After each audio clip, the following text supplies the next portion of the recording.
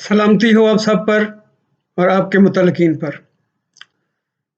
1 नवंबर 1986 एक आम सा दिन था, एक आम सी तारीख थी, लेकिन इस तारीख का मेरे मुंह से ज़िक्र सुनते ही कुछ ज़हनों में एक घंटी ज़रूर बजेगी। यानी वो तमाम हज़रात हैं जिनका ताल्लुक सिविल सर्विसेज़ के 14वें कानून से है, 14th कानून से।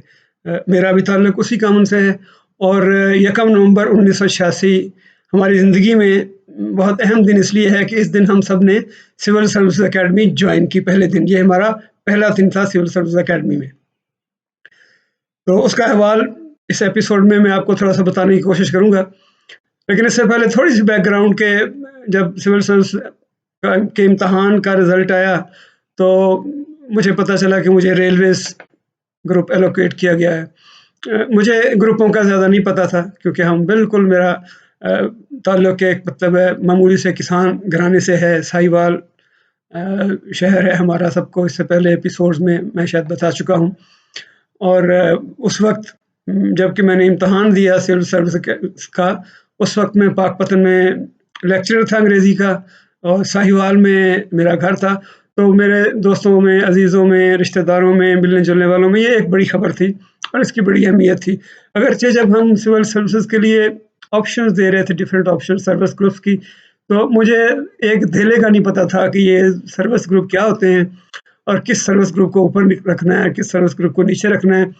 अच्छा, मैंने इत्तेफ़ाक से टॉप पे कोई एक रखा था मिलिट्री लैंड एंड कैंटोनमेंट। तो बाद में जाके पता चला जब हम अकेडमी में थे, पता चला कि ये सिर्फ़ एक मतलब सुनी-सुनाई बात है। पता चला कि मिलिट्री लैंड एंड कैंटोनमेंट का उस साल उसकी एक सीट थी जो किसी वजह से डीएमजी में मर्ज कर दी गई और चुनांचे किसी को भी ये ग्रुप एलोकेट नहीं हुआ। अगर ये ग्रुप किसी को एलोकेट होता तो शायद वो मुझे होता।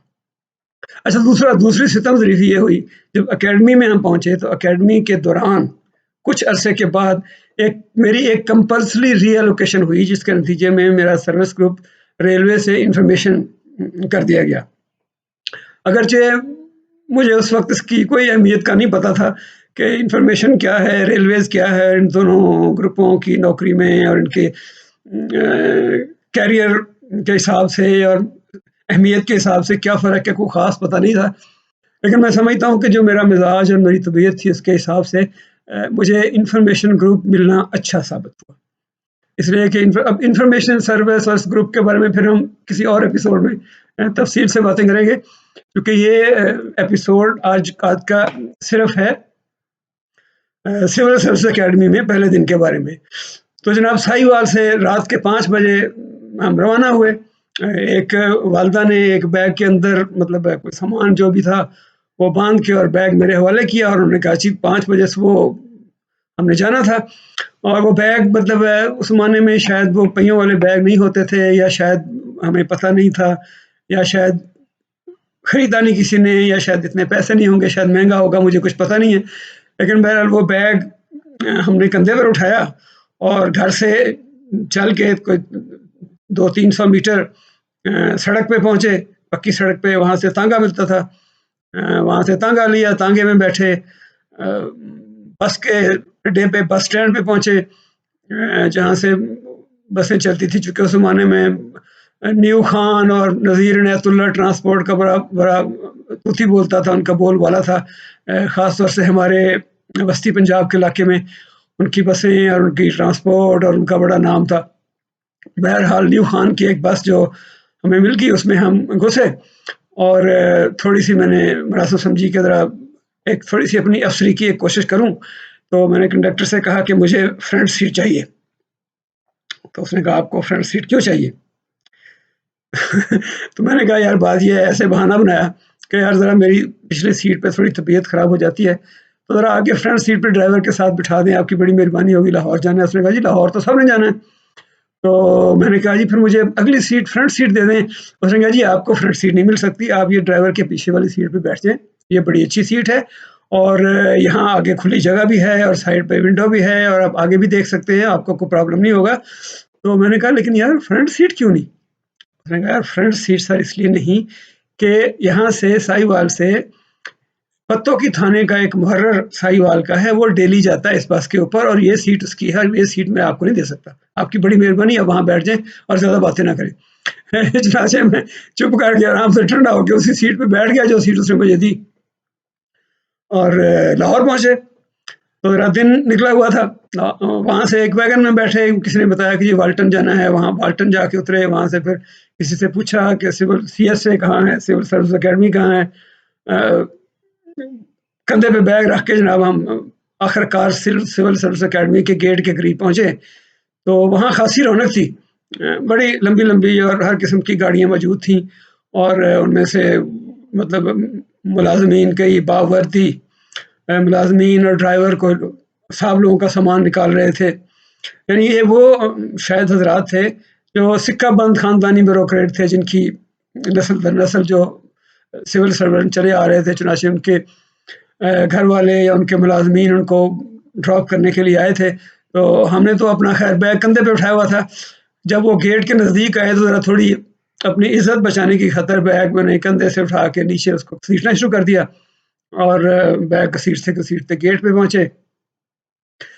गेट पे ख़ैर हमें उन्होंने नाम-शाम देख के हम आगे चले गए। आगे वहाँ पे एक लाइन लगी हुई थी जिसमें लोगों की हर कोई अपनी-अपनी रजिस्ट्रेशन करवा रहा था, अपना नाम और अपना ग्रुप ग्रुप बता रहा था। फिर वो बैच इश्यू कर रहे थे और कोई बैग दे रहे थे जिनके अंदर अपने ट्रेनिंग के पीरियड के दौरान में अपनी किताबें और मतलब अपना कोई सामान वग़ैरह रखना था, बुक्स वग़ैरह, कापियाँ वग़ैरह जो भी चीज़ें होती हैं। एक तरफ बड़ा-सा टेंट लगा हुआ था, उसमें जनाब चाय-शाय का बड़ा अच्छा बंदोबस्त था और जाके ऐसे ही फ़र्दन-फ़र्दन कुछ लोगों से सबसे सलाम दुआ भी की, अपना तारुफ़ भी कराया। तो थोड़ा-सा एक फीलिंग ये हुई कि उनमें से कुछ लोग अपने आप को ज़्यादा अहम नज़र आने की कोशिश कर रहे थे, शायद अपने सर्विस ग्रुप की बुनियाद पे। चूँकि हर किसी का ग्रुप एलोकेट हुआ हुआ था, उस वक़्त सबको पता था कि फलाँ ग्रुप में है। तो हम जैसे मतलब देहातियों को मुझे तो यकीन करें कि बिल्कुल आइडिया नहीं था कि किस ग्रुप का क्या मतलब है। वो तो बाद में जाके पता चला कि भई ये ग्रुपों की कितनी अहमियत होती है और सर्विस स्ट्रक्चर और उसमें प्रमोशन और आपका मतलब टौर-टप्पा और ये सारी चीज़ें किस तरह ग्रुपों के साथ वाबस्ता है। बहरहाल थोड़ी देर के बाद एक हॉल में हम सबको इकट्ठा किया गया, वहाँ पे जो डीजी थे अकेडमी के उस वक़्त के फारूकी साहब, उन्होंने खिताब फरमाया, उन्होंने क्लियरली कहा कि यहाँ पे कोई सर्विस ग्रुप नहीं होगा और यहाँ पे सब बराबर होंगे और सबकी एक जैसी ट्रेनिंग होगी और हम सबको एक जैसा बना के भेजेंगे। उनकी बात पे हमने मिनवन यकीन किया कि अब डीजी साहब फरमा रहे हैं तो उसमें कोई ज़ाहिर है कोई शक व शुबे की गुंजाइश डेफ़िनिटली नहीं होगी। जो फरमा रहे हैं वो बिल्कुल ऐसे ही होगा। लेकिन आगे चल के थोड़ा कभी-कभी ऐसे ही ये एक शिकवा नहीं, एक सिर्फ़ ऑब्ज़र्वेशन है। कहीं-कहीं ये फ़ील होता था कि सर्विस ग्रुप्स के मामले में भी इसमें अकेडमी में शायद कहीं थोड़ी बहुत कोई पसंद नापसंद, कोई आगे-पीछे थोड़ा बहुत होता था। तो अच्छा जी, ब्रीफिंग के बाद फिर उन्होंने हमें हॉस्टल के कमरे अलॉट किए। तो उसमें ये है कि उन्होंने ये कहा जी चूँकि हम सबको एक ही सांचे में ढालना चाहते हैं इसलिए मुख्तलिफ सर्विस ग्रुप्स के लोग एक एक कमरे में ठहरेंगे। 2-2 का उन्होंने कहा जी मतलब 2-2 होंगे हर कमरे में और एक बंदा दूसरे से दोनों डिफरेंट ग्रुप्स के होंगे। तो मेरा रूममेट फ़हीम था जो कॉमर्स एंड ट्रेड ग्रुप का था। फ़हीम से मुलाकात हुई, फ़हीम बड़ा ही हँसमुख, बड़ा ही लाइवली और बड़ा ही ज़बरदस्त किस्म का आदमी था। अगरचे वो खामोश तबा था लेकिन वो बात हमेशा गहरी करता था। फ़हीम का मुझे सबसे बड़ा फ़ायदा ये हुआ, जो कि आगे चल के मुझे पता चला कि उसका घर लाहौर में ही था और शायद सीएसए में कहीं वाल्टन के आस-पास उसने बड़ा नज़दीक एक घर किराए पे लिया हुआ था और वो रोज़ रात को जब ट्रेनिंग वग़ैरह और तमाम मराहिल ख़त्म हो जाते थे, खाना-शाना ख़त्म होता था, तो वो खामोशी से गेट से बाहर जाता था और रात घर जाके सोता था। और अगले दिन सुबह वो फिर मतलब पीटी चूँकि शुरू हो गई ना, पीटी होती थी सुबह अर्ली मॉर्निंग तो वो पीटी से पहले आ जाता था। आके अपनी वहाँ से घर से निक्कर-शिक्कर पहन के आ जाता था और पीटी में हाज़िरी लगाई और पीटी में जॉइन किया। उसको पूरे टेन्योर में किसी को ये पता नहीं चला कि फ़हीम जो है वो रात को कमरे में नहीं होता, चूँकि ये राज़ मेरे और उसके दरमियान था। लेकिन मुझे उसका फ़ायदा ये हुआ कि मैं कमरे का अकेला मालिक था। मैं कभी कोई मेहमान-शेहमान बुला लेता था, कोई आ जाता था, किसी दोस्त को इनवाइट कर लिया, पाक-पतन से साहिवाल से या और कोई मिलने-जुलने के लिए आ गया तो मुझे कभी कोई प्रॉब्लम नहीं हुआ, मतलब मैं एक आध मेहमान हमेशा ठहरा सकता था। ये मतलब फ़हीम की जिसको कहना चाहिए कि मेहरबानी की बदौलत। कमरे में आके सामान-शमान रखा, तो उसके बाद जनाब हमें डिनर लंच के लिए जाना था। तो चूँकि वो हॉस्टल जो था, हमारा मेस ब्लॉक था, उसके सामने बिल्कुल मेस था, हमारे कमरे के बिल्कुल सामने मेस था। दूसरे 2-3 ब्लॉक थे, एक एडमंड ब्लॉक था, वो ज़रा दूर था हॉस्टल का। एक कस्टम हाउस एनेक्सी थी, उसमें कोई 4-6 लोगों को रखा गया। एक director house director residence annexe थी, कुछ लोगों को उसमें रखा गया और बाकियों को मॉल पे मॉल कैंपस में रखा गया, जो समझते थे बज़ाहिर। बाद में हमें पता चला कि मॉल कैंपस जो है वो बड़ा एलीट कैंपस है, चूँकि वहाँ पे डीएमजी कैंपस भी वहीं पे है, जो बाद में डीएमजी की स्पेशलाइज़्ड ट्रेनिंग होगी वो वहीं पे होगी, इसलिए जिन लोगों को वहाँ रहते हैं वो बड़ी प्रेस्टीजियस बात है, नंबर 1। नंबर 2, मॉल रोड पे था तो उसकी वजह से उनके शहर में एक्सेस और उनके सारे मामलात जो हैं वो हमसे बेहतर थे। लेकिन हमें एडवांटेज ये था कि हम मेस ब्लॉक के बिल्कुल सामने थे, हमें तैयार होने के लिए और जाने के लिए और खाने के लिए, नाश्ते वगैरह के लिए बहुत कम वक़्त चाहिए था।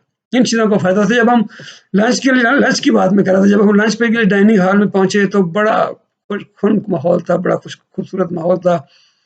मेज़ों कुर्सियों के ऊपर सफ़ेद गुलाब थे, बावर्दी बहरे जो है वो दीवारों के साथ खड़े हुए थे लाइनें लगा के, और खाना सर्व किया गया और जो वेटर थे, बहरे थे, वो भाग-भाग के खाना सर्व कर रहे थे। और इसी दौरान अ, यकीन करें कि हम अपने आप को कम से कम, मैं तो बड़ा बड़ा अहम महसूस कर रहा था और मुझे तो बड़ा मज़ा आ रहा था। बाकियों को मुझे नहीं पता, हो सकता है बहुतों के लिए ये रूटीन हो। तो थोड़ा-सा कहीं से मतलब घूम फिर के ज़िंदगी में, हालाँकि हम तो देहात के लोग थे, ज़मीन पे बैठ के हमेशा रोटी खाई। कभी-कभार मतलब चारपाई पे बैठ के खाई, कभी कभी किसी होटल-शोटल में गए तो मेज़ कुर्सी पे बैठ के खा लिया खाना। लेकिन चूँकि सुना था कि सिविल सर्विस अकेडमी में छुरी-काँटे से खाना पड़ता है, तो थोड़ी बहुत उसकी कहीं न कहीं से हमने भी सूझ-बूझ पैदा कर ली कि जी छुरी-काँटे से कैसे खाते हैं। तो बमुश्किल खाना खा रहे थे। लेकिन इस दौरान जो हमारी एक डायरेक्टर थी, जो बाद में उनका हमारे साथ तारुफ हुआ, मैडम सरवत, ग़ालिबन वो डायरेक्टर कोऑर्डिनेशन थी। तो वो एक-एक के पास जाके बिल्कुल एक मतलब इसको कहते हैं कि मादराना शफ़क़त के साथ एक-एक से पूछ रही थी कि बेटा गर्मी तो नहीं लग रही, खाना ठीक है, कोई प्रॉब्लम तो नहीं है, किसी किस्म का कोई इश्यू तो नहीं था। ये एक बहुत ही, कम से कम मेरे लिए बहुत ही खुशगवार फीलिंग थी।